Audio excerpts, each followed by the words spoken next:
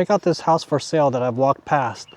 This is an incredible house. It's a beautiful house, single family, 2-story house that it's gotta be $3-4 million here. I mean, kudos to people who can afford this, but it just speaks to the increasing and stark wealth gap that exists today in America, man.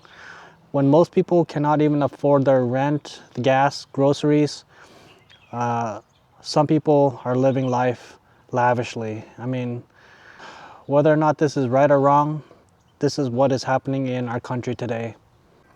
I was right. 3.399 million, 3.4 million essentially for this house here in Arcadia. I mean, gosh, the property tax alone would be killer. It would be pretty extreme. Let's take a look inside. Wow, beautiful. I mean, no arguing that it's a great house. It looks incredible. Good afternoon, guys. This is Alex from Low Key Millionaire here.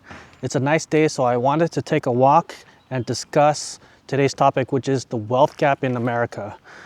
As you know, the wealth gap is increasing and exacerbating at an alarming rate. The rich are getting richer and the poor are getting poorer. Economists have a term for this. It's called the K-shaped economy, where on one end, there's one branch or one arm that's going up, and that's the rich. On the other end, there's the downward stroke, where basically the poor are getting poorer. So let me go over just a couple stats that support this hypothesis. The first one is that the top 10% of people own 93% of all stocks in this country.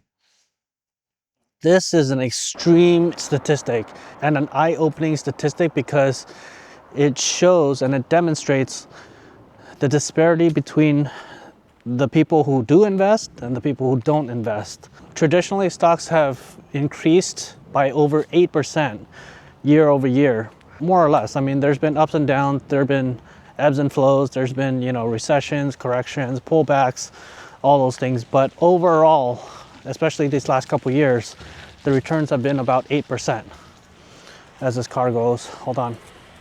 And so, sorry about that. 8% returns, that is enough to outpace inflation.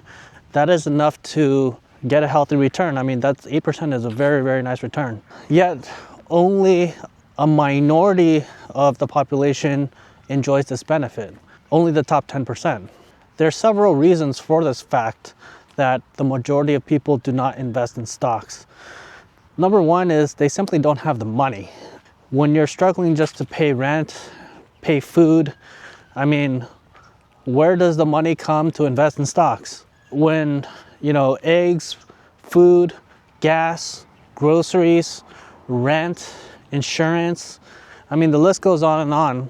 When all those bills needed to sustain life eats up your entire paycheck, it leaves no room to invest in stocks. That is a big reason why the majority of the working poor and the middle class do not benefit from the record highs that the stock markets are reaching right now. I mean, this is really sad because basically the rich are accumulating all the rewards and all the returns while the poor are getting left in the dust. Another reason for this alarming fact is that I think it's just a lack of knowledge. A lot of people think that investing is some kind of scam and some type of, gambling or some type of casino, some type of really risky, extreme investing. But it doesn't have to be like that. I mean, it could be, but if you invest wisely and you just dollar cost average, for example, over a long period of time, all the ups and downs even out, all the ebbs and flows even out, and you will see your account enjoy sizable returns. Yet people don't understand that. People would rather day trade and YOLO meme stocks instead of being disciplined and just dollar cost averaging into VOO or SPY or some other index fund that tracks the S&P 500. The pillars of investing, discipline, consistency, those go out the window, and people would rather chase just extreme returns, Wall Street bet type returns that usually result in catastrophe, instead of something like tangible, and instead of something like solid. Their foundation is built on basically a pile of cards, a house of cards. And that's why a lot of people struggle to get wealthy in today's society. They don't have a foundation. They don't have the guidance and the foundation to build on in their investment journey. And to highlight an even further extreme, here's another stat for you. The top 1% own over $25 trillion in stock market value. $25 trillion, the top 1% of people. I mean, we're now talking about extreme levels of wealth inequality and the extreme wealth gap that exists in not only America, but basically in the entire world. It's really shocking and sad that the majority of people do not know how to invest, simply. I mean, they just go about their day. They're good people, they work hard, yet they still can never get ahead because they don't know what to do with their money. They don't know how to let their money work for them. One of the goals of this channel is kind of to level the playing field and to educate people about investing so that they can better their lives. You don't have to start big, and you don't need to invest in risky things. Just slowly start investing, guys. Just start dollar cost averaging into the market. Dollar cost averaging means no matter what, whether the market is going up or down or sideways, you just keep investing a fixed amount every single month without kind of any emotion attached to it.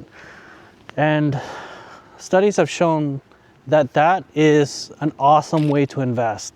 I mean, there's all kinds of different strategies, but that is the one that I personally employ myself, dollar cost averaging, because it just takes the emotion out of it.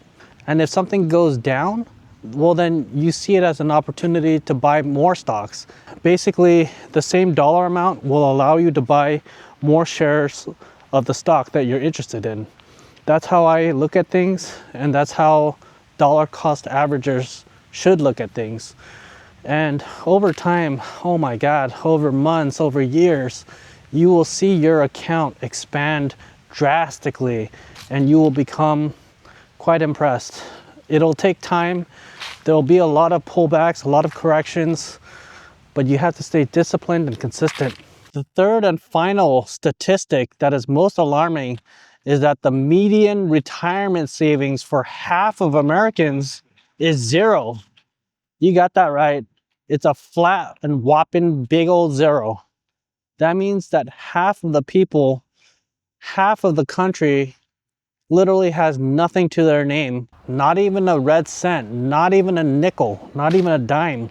The majority of people, well, half of people in America do not have a single dollar to their name saved for retirement. This is extremely alarming and concerning, you guys, because as you move on into your golden years, we all know that inflation is just gonna keep on going up.